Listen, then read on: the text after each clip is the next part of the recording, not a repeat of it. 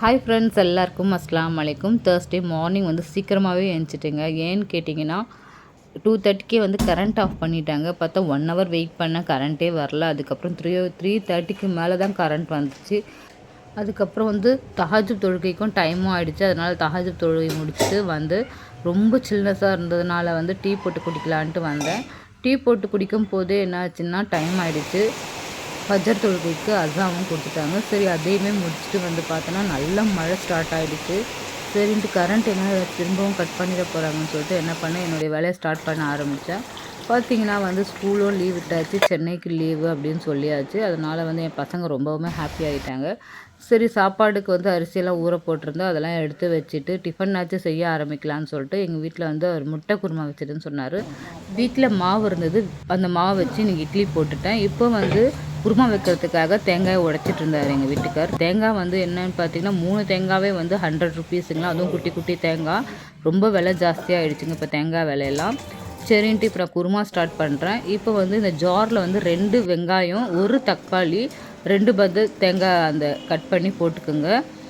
2 லவங்கம், கொஞ்சமாக பட்டை, ஒரே ஒரு ஏலக்காவை போட்டு எல்லாமே போட்டு அரைச்சி வச்சுக்கோங்க. ஒரு கடாயில் வந்து 2 வெங்காயத்தை வந்து நைஸாக நல்லா கட் பண்ணி வச்சுருக்கேன். இப்போ வந்து ஆயிலை ஊற்றினவொடனே சோம்பு 1 ஸ்பூன், பச்சை மிளகா 2, கூடவே வந்து கட் பண்ணி வச்சுருக்க வெங்காயத்துமே போட்டு நல்லா வதக்கி விட்டுக்குங்க. இதில் வந்து நான் இஞ்சி பூண்டு பேஸ்ட் வந்து ஃபஸ்ட்டே அரைச்சி வச்சுருந்தேன், அதையுமே ஆட் பண்ணி நல்லா வதக்கி விட்டுக்குங்க. இப்போ வந்து அரைச்ச மசாலாவை இதில் வந்து 2 ஸ்பூன் வந்து மிளகாய்த்தூள், 1½ ஸ்பூன் தனியாத்தூள், 1/2 ஸ்பூன் மஞ்சள் தூள், இதெல்லாமே ஆட் பண்ணி வதக்கிட்டு இருக்க அந்த வெங்காயத்தில் வந்து நம்ம அரைச்சி வச்சுருக்க இந்த மசாலாவெல்லாம் ஆட் பண்ணி நல்லா தண்ணி போட்டு கலந்து வச்சிடலாம். எவ்வளோ உங்களுக்கு குருமா வேணுமோ அந்த அளவுக்கு தண்ணி வச்சுக்கோங்க. இதிலே வந்து தேவையான அளவுக்கு உப்பையும் போட்டுக்கோங்க. இப்போ வந்து நல்லா கொதித்ததுக்கப்புறம் அந்த பச்சை ஸ்மெல்லாம் போனதுக்கப்புறம் உங்களுக்கு எந்த அளவுக்கு முட்டை வேணுமோ 2 முட்டையோ இல்லை 3 முட்டையோ உடச்சி ஊற்றி கொஞ்சம் நேரம் மூடி வச்சுடுங்க. கொஞ்சம் ஸ்லோ ஃப்ளேம்லேயே வைங்க. நல்லா கொதிக்கிட்டோம். முட்டை எல்லாம் நல்லா அப்போ தான் நல்லா வேகும் உள்ள. இது முடிஞ்சதுக்கப்புறம் கடைசியாக நம்ம கொத்தமல்லியை தூவி இறக்க வேண்டியதான். இந்த முட்டை குருமா வந்து இட்லி, தோசை, சப்பாத்திக்கு எல்லாமே சூப்பராகவே இருக்குங்க. அதுவும் ஈஸியான ரெசிபி இது.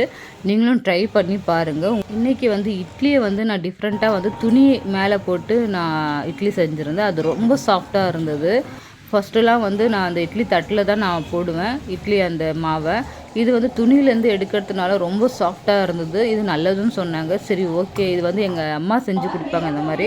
இன்றைக்கி நான் செஞ்சு எனக்கு இது ரொம்பவுமே பிடிச்சிருந்தது. இந்த மாதிரி இட்லி யாருக்கெல்லாம் பிடிக்குமோ அவங்கெல்லாம் என் வீடியோவுக்கு கொஞ்சம் லைக் பண்ணுங்கள், சப்ஸ்கிரைபும் பண்ணுங்கள். இப்போ வந்து 8 o'clockே டிஃபன் முடிஞ்சதுனால வந்து நெக்ஸ்ட்டு வந்து லஞ்சுக்கு ரெடி பண்ணோம்.